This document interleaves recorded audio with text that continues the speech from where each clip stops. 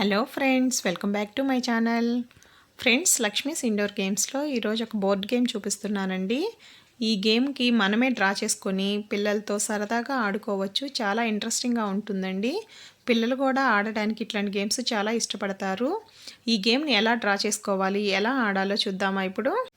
ఈ గేమ్ ఆడడానికి ఫస్ట్ మనం డ్రా చేసుకోవాలి. ఒక పేపర్ తీసుకొని ఆ పేపర్ మీద ఫస్ట్ ఒక పెద్ద సర్కిల్ గీసుకోవాలి మిడిల్లో.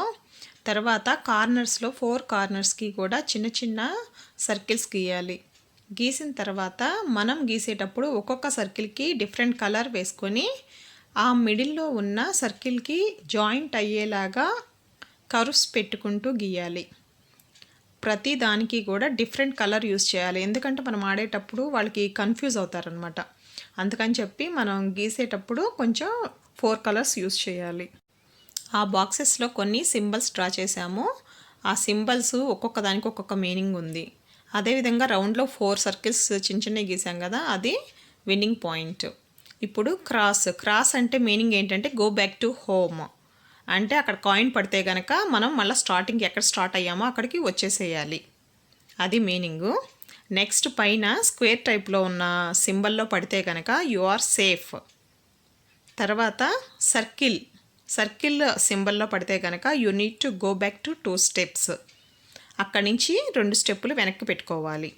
అదేవిధంగా ట్రయాంగిల్లో పడితే కనుక you need to skip dice. అంటే మన ఆపోజిట్ ప్లేయర్కి 2 టైమ్స్ డైస్ వేసే ఛాన్స్ ఇవ్వాలి. ఈ గేమ్లో 2 ప్లేయర్స్ ఆడుతున్నారు. ఈ గేమ్ని 2 ప్లేయర్స్ ఆడవచ్చు, లేదంటే 4 ప్లేయర్స్ కూడా ఆడుకోవచ్చు. నేను 2 ప్లేయర్స్ ఎట్లా ఆడాలో 2 ప్లేయర్స్తో చూపిస్తున్నాను. డైస్ వేసుకొని ఫస్ట్ ఒకరి ఛాన్స్ రెడ్ కలర్ వాళ్ళది అనుకుందాం. ఇప్పుడు 3 పడింది.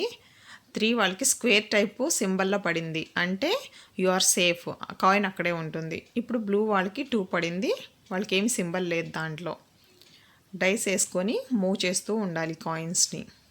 వాళ్ళు పెట్టిన బాక్స్లో గనక ఏదైనా సింబల్ ఉంటే ఆ సింబల్ ప్రకారం మనం రాసిన దాన్ని ఫాలో అవ్వాలి.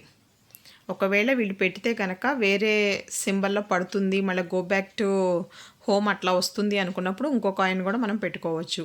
అది 2 ప్లేయర్స్ ఆడితే కనుక. అదే 4 మెంబర్స్ ఆడారనుకోండి ఇంకా చాలా బాగుంటుంది ఈ ఆట. 4 మెంబర్స్కి అయితే కనుక కంపల్సరిగా దాంట్లో రూల్స్ ఉంటాయి కాబట్టి అది పెట్టగానే ఒకవేళ బై మిస్టేక్ ఆ సింబల్స్లో ఏమైనా పడితే దాంట్లో ఉన్నది కంపల్సరిగా వాళ్ళు ఫాలో అవ్వాల్సి ఉంటుందన్నమాట. ఆ విధంగా ఎవరైతే ముందు విన్నింగ్ పాయింట్కి వెళ్తారో వాళ్ళు విన్నర్స్. ఈ గేమ్ నేను మా బాబుతో ఆడాను. ఈ గేమ్ ఎలా ఆడామో చూడండి.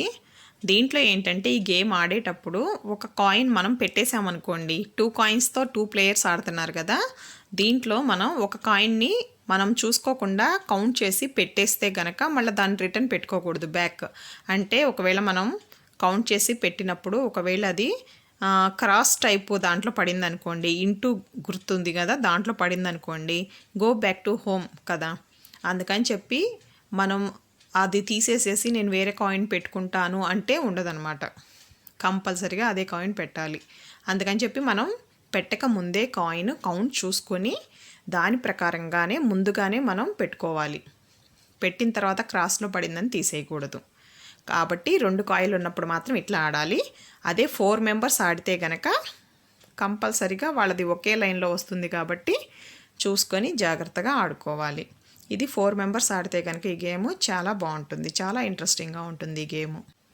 ఈ గేమ్లో ఏంటంటే లాస్ట్లో మిడిల్లో మనం ఒక సర్కిల్స్ గీసాం కదా, దాంట్లోకి ఎవరి కాయిన్స్ అయితే ఫస్ట్ వెళ్తాయో వాళ్ళు విన్ అయినట్టు. దీనిలో బ్లూ వాళ్ళు ఆల్రెడీ ఒకటి వెళ్ళిపోయింది, ఇప్పుడు ఇంకోటి కూడా వెళ్ళిపోతుంది కాబట్టి దీనిలో బ్లూ వాళ్ళే విన్నర్స్. ఫ్రెండ్స్, ఈ గేమ్ ఎలా అనిపించింది మీకు? నచ్చితే కనుక ఒక లైక్ చేయండి, మీ ఫ్రెండ్స్కి షేర్ చేయండి. మరిన్ని గేమ్స్ వీడియోస్ కోసం మన ఛానల్ని సబ్స్క్రైబ్ చేసుకోవడం మాత్రం మర్చిపోకండి. Thank you friends.